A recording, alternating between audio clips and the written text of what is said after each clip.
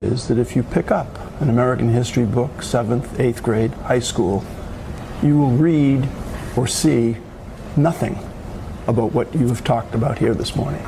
Well, perhaps that's what the reality is for in your neighborhood. I grew up in Oak Cliff, Texas, and I was taught by black women who taught me my history.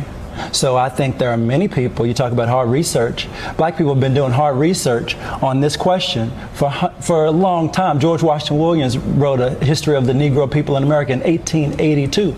W.B. Du Bois was writing in the early 20th century. So I think the reality in this conversation reminds me, black people fighting white supremacy in this country is a bit like Don Quixote tilting at windmills. I mean, we've thrown generation after generation after generation of brilliant black people at trying to get white people to understand the truth of their society. I have no interest in throwing more black genius at this question. So I think if you want your children to know the history of America, you should read the historians, whether it's Dr. Kendi, you should read Evelyn Higginbotham, you should read Henry Louis Gates, you should read W.B. Du Bois, you should read, I could send you we should post on the show a whole list of black historians who have taught the history of this country, and perhaps some white ones as well. David Blight just won the Pulitzer Prize for his history, and he's a white man trying to get people to see the history of the country. So I think it's been happening.